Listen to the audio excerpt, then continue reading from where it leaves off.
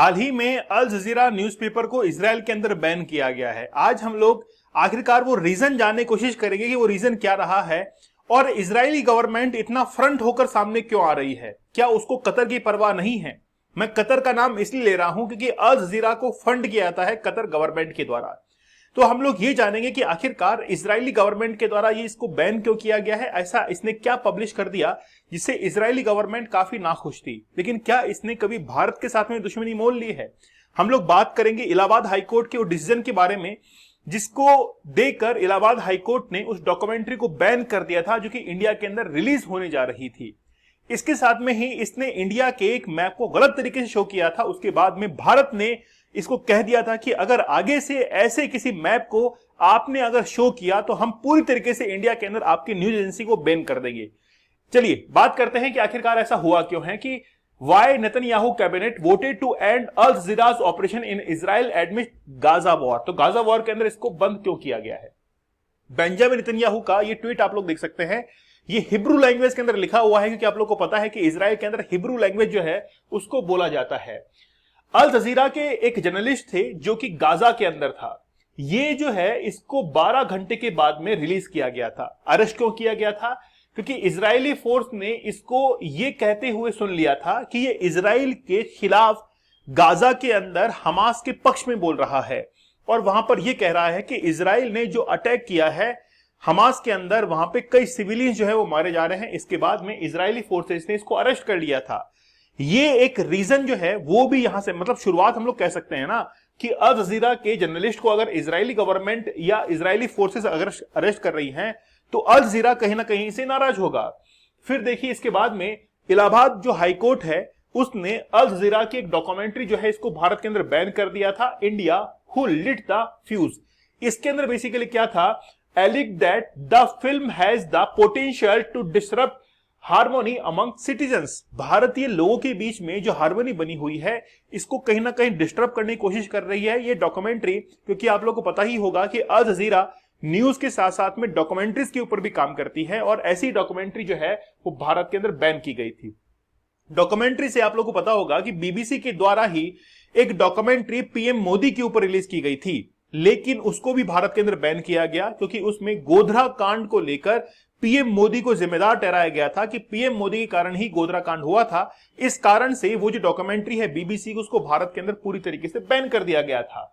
यहां पर आप लोग देख सकते हैं कि इंडिया का एक गलत मैप जो है वो अल जजीरा ने दिखाया जिसके अंदर पीओके वाले क्षेत्र को पाकिस्तान के अंदर और अक्साई चीन को चाइना के अंदर दिखाया और पूरा भारत का जो ऊपरी हिस्सा है मैप के अंदर उसको काट दिया था। इसके बाद में भारत ने इसको हिदायत दी कि ये बात है 2015 की, उसमें भारत ने हिदायत दी कि आगे से अगर ऐसा किया ना तो फिर देख लेना भारत के अंदर पूरी तरीके से बैन कर देंगे।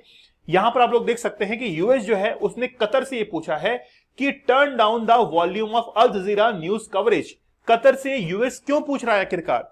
क्योंकि ये जो कतर है जिसकी कैपिटल है दोहा, कतर बेसिकली क्या करता है, फंड करता है अल जजीरा को और अल जजीरा की जो स्थापना है वो 1996 के अंदर की गई थी। लेकिन यूएस को पूछने की कहां जरूरत पड़ रही है? आप लोगों को पता है कि यूएस के अंदर 50 स्टेट्स हैं। सभी लोग ये कहते हैं कि यूएस का जो 51वां स्टेट है वो कौन सा है, इजराइल है। क्योंकि इजराइल के जो लोग हैं वो यूएस की जो इकोनॉमी है उसको बहुत बेहतरीन तरीके से जो है वो रन करते हैं, उसकी इकोनॉमी के अंदर हेल्प करते हैं।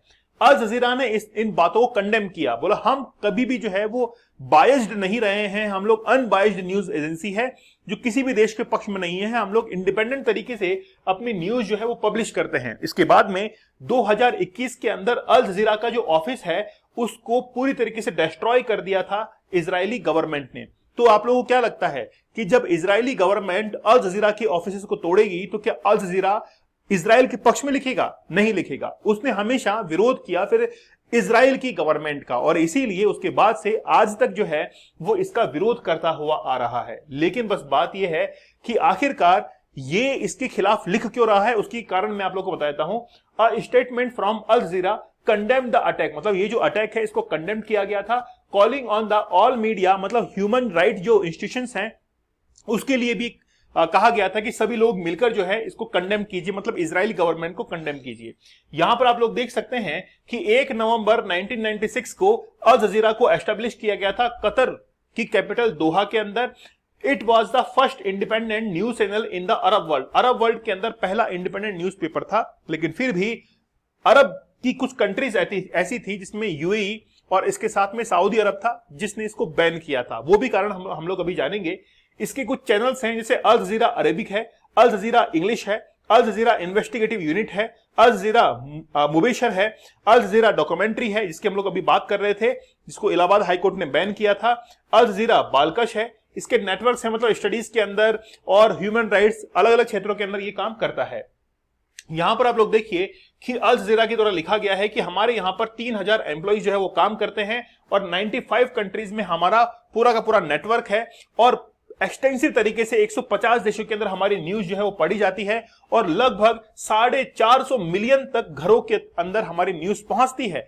लेकिन अल जजीरा ने पूरी तरीके से यहां पर पब्लिकली कह दिया है कि an independent news organisation funded in part by the Qatari government, मतलब कतरी गवर्नमेंट के द्वारा, कतर की गवर्नमेंट के द्वारा इसको फंड किया जाता है।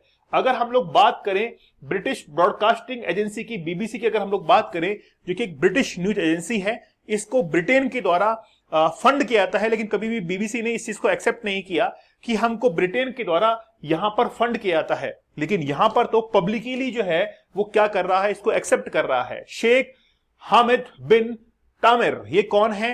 ये बेसिकली कतर के शेख हैं और यहां पर लिखा हुआ है chairman of board of directors, ये उसके बोर्ड ऑफ डायरेक्टर्स के चेयरमैन हैं।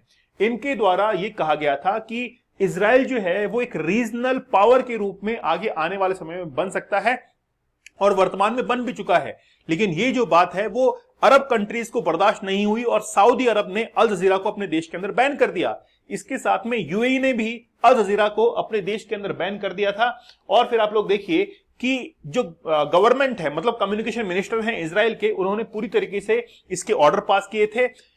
इजराइल की जो पार्लियामेंट है उसको हम लोग कहते हैं नेसेट, याद रखना नेसेट हम लोग कहते हैं, gave the cabinet the power to stop the foreign broadcast, मतलब जो इजराइल की पार्लियामेंट है नेसेट, उसके पास में ये पावर है कि वो फॉरेन के ब्रॉडकास्ट को बैन कर सकती है अगर वो नेशनल सिक्योरिटी के लिए कोई इशू जो है वो बना हुआ है। अगर उनको लगता है कि नेशनल सिक्योरिटी को थ्रेट हो सकता है तो उस कंडीशन में फॉरेन जो न्यूज़पेपर्स है उसको बैन किया जा सकता है। लेकिन आखिरकार वो रीजन क्या है जिसके तहत इस अल जजीरा को बैन किया गया है?